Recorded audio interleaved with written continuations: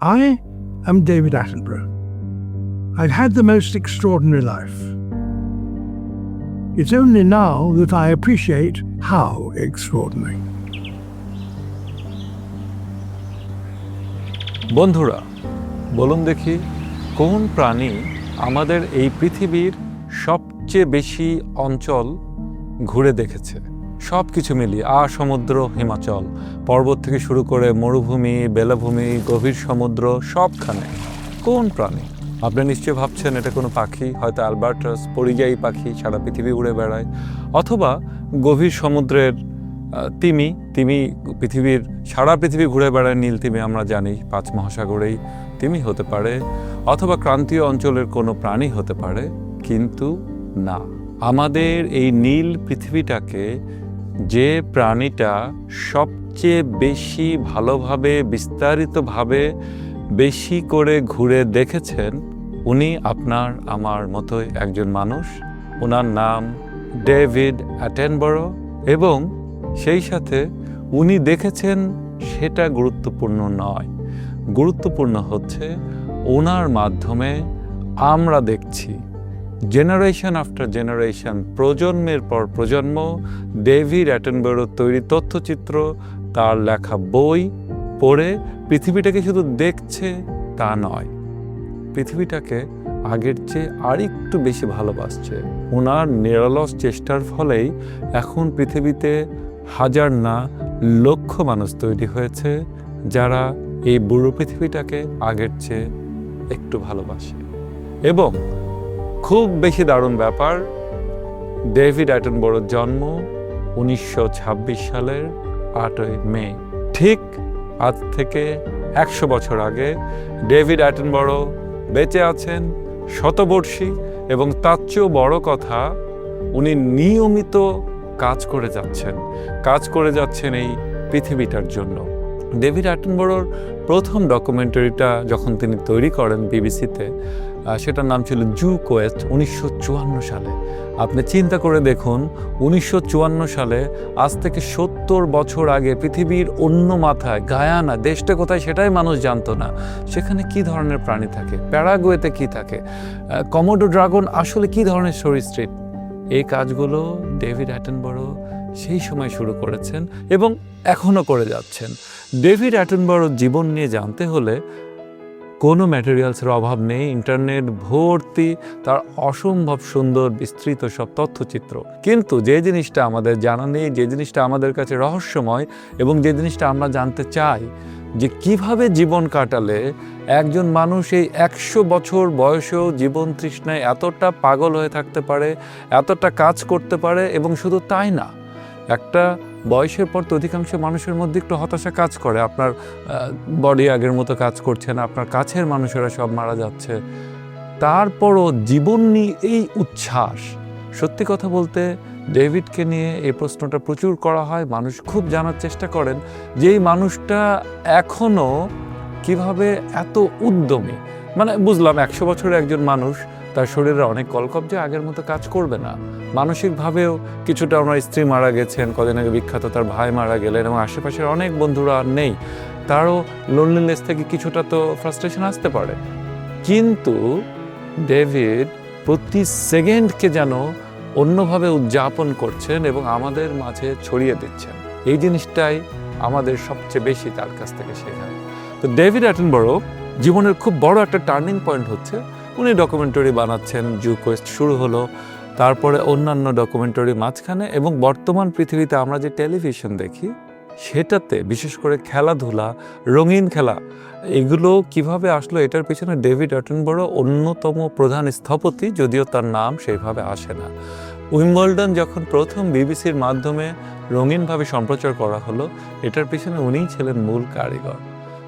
তারপরে যে ঘটনা ঘটলো, BBC 2 নামে বিবিসির একটা বিশাল উইং তৈরি করা হলো, এবং এটার প্রধানের দায়িত্ব দেওয়া হলো ডেভিড অ্যাটেনবরোকে।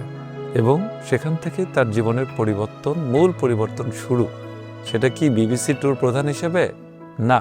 এই নিয়োগের যখন সংবাদটা পেলেন, ডেভিড গেলেন তার দীর্ঘদিনের বন্ধু এবং তার বড় ভাই, বিশ্ববিখ্যাত পরিচালক রিচার্ড অ্যাটেনবরো আপনারা তার পরিচালিত অন্তত গান্ধী সিনেমাটা দেখেছেন, অস্কার পেয়েছেন, খুবই নামী লোক। সে রিচার্ডের সাথে উনি দেখা করতে গেলেন এবং বললেন যে ওরা তো আমাকে বিবিসির প্রধান বানিয়ে দিচ্ছে, এখন সারাদিন আমাকে অফিসে থাকতে হবে, আমি তো বুঝতেছি না এটা এত বড় একটা পোস্ট, এত মানুষের রেসপন্সিবিলিটি, কিন্তু আমি কি এটা করতে চাই? তো রিচার্ড বড় ভাইয়ের মতো, বন্ধুর মতো খুব সাবলীলভাবে বললেন, তাহলে তুমি কি করতে চাও? ডেভিড বললেন, আমি তথ্যচিত্র বানাতে চাই, আমি সারা পৃথিবী ঘুরে ঘুরে পৃথিবীটা যে কত গুরুত্বপূর্ণ, আমরা বিভিন্ন জায়গায় যে অসম্ভব সুন্দর নিসর্গের জিনিসগুলো দেখি, বোধ জীব এবং জড়, যে পাথর এবং প্রাণী, এটা আমি পৃথিবীর মানুষকে দেখাতে চাই, আমি তথ্যচিত্র তৈরি করতে চাই, আমি ডকুমেন্টারি করব। তো রিচার্ড এসে বললেন, তাহলে তো হয়ে গেল, তাহলে শুরু করে দাও, এই প্রস্তাবটা তুমি ফিরিয়ে দাও। তো তাই হলো, ডেভিড অ্যাটনবরো এই বিশাল চাকরিটা সেই সময়ে একজন তরুণ মানুষই তো, উনি ফিরিয়ে দিলেন এবং ওনার প্রথম ডকুমেন্টারি সিরিজ আলাদাভাবে ওনার নিজস্ব ডেভিড অ্যাটনবরোর প্ল্যানে আসলো, সেটার নাম লাইফ অন আর্থ।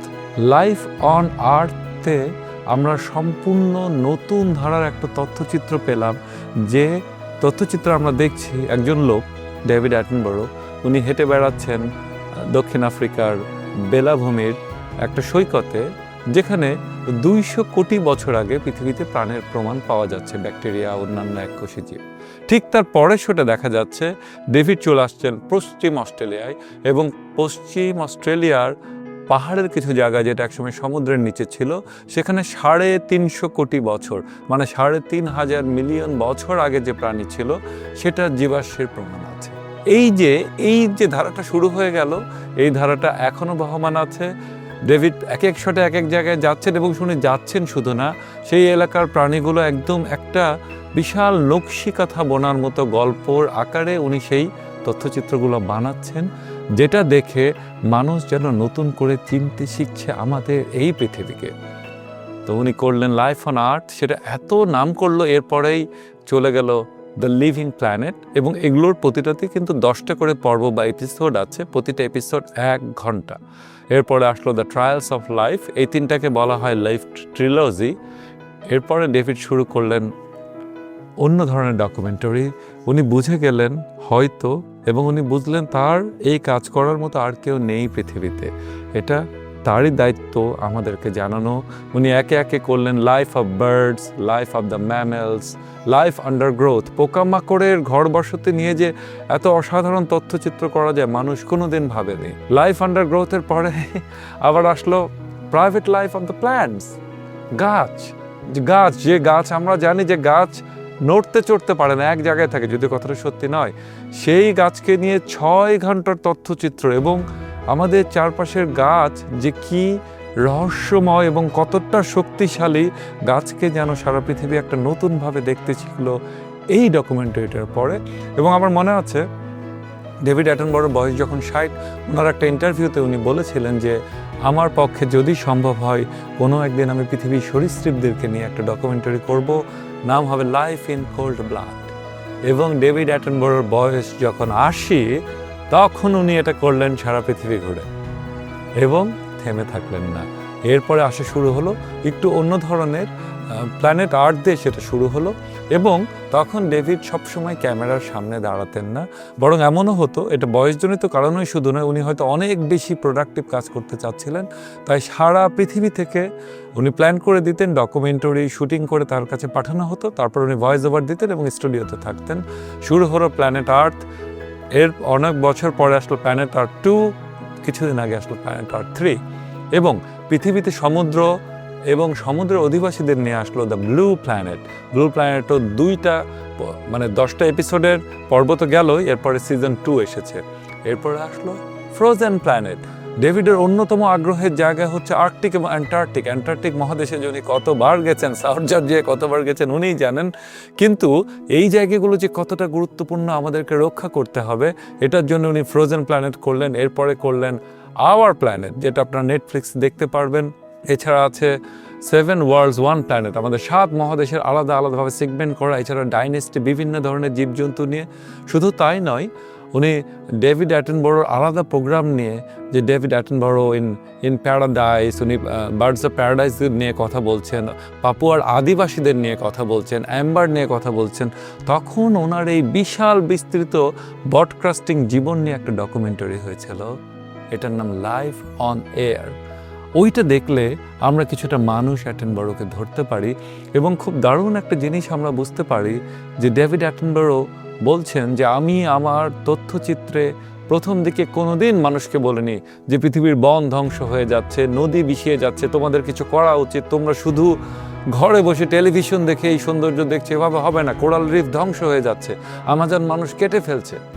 ডেভিড বলল এইটা আমি বলিনি, আমি মানুষকে এটা বলতে চাইনি যে তুমি কিছু করছো না, শুধু টেলিভিশন দেখছো, বরং তার বদলে আমি তাদেরকে কিছু দৃশ্য দেখাতে চেয়েছি আমাদের পৃথিবীর, আমার বাড়ির বাগানের, মহাশূন্য থেকে পৃথিবী কেমন লাগে, এভারেস্ট থেকে শুরু করে মারিয়ানা ট্রেঞ্চ, সবখানে দেখাতে চেয়ে আমি জাস্ট চেয়েছি মানুষটা যেন দেখে বলে wow, it's beautiful, it's not it beautiful, যে আমাদের যে পৃথিবী, এ ওয়ান্ডারফুল ওয়ার্ল্ড, এটা যে এত বিউটিফুল, এত সুন্দর, এই ধারণাটাই যখন আপনার মনে আসবে তখনই কিন্তু আপনি চাইবেন এটাকে রক্ষা করতে। ডেভিড অ্যাটনবরো সারা জীবন এই কাজটা করে গেছেন এবং এখন 100 বছর বয়সেও এই কাজটা করে যাচ্ছেন এবং এখন তিনি প্রকৃতি ধ্বংসের বিরুদ্ধে অনেক বেশি সোচ্চার, দেশ নিয়ে, নদী দূষণ নিয়ে, কোরাল রিফ নিয়ে, গাছ কাটা নিয়ে, সব কিছু নিয়ে উনি এখন আগের চেয়ে অনেক ভোকালভাবে বলছেন। কিন্তু উনি এখন বলতে পারছেন কারণ এর পিছনে তার সেই 70 বছরের কাজ আছে। এবং দিনের শেষে আমরা শুধু কামনা যদি করতে পারতাম ডেভিড অ্যাটনবরো অমর হোক, তা না হলেও উনি আসলেই অমর। David Attenborough, happy birthday, and it's the 100th birthday, most important. 100 বছর বয়সেও উনি পৃথিবীর জন্য প্রতি মুহূর্তে কাজ করে যাচ্ছেন। উনি যেন আরও দীর্ঘদিন সুস্থভাবে আমাদের মাঝে থাকেন। এবং আপনাদের কাছে আমার অনুরোধ, এই লোকটার কিছু কাজ আপনারা দেখুন, আপনার জীবন এবং পৃথিবীর জন্য সেটা আরেকটু ভালো হবে। ধন্যবাদ।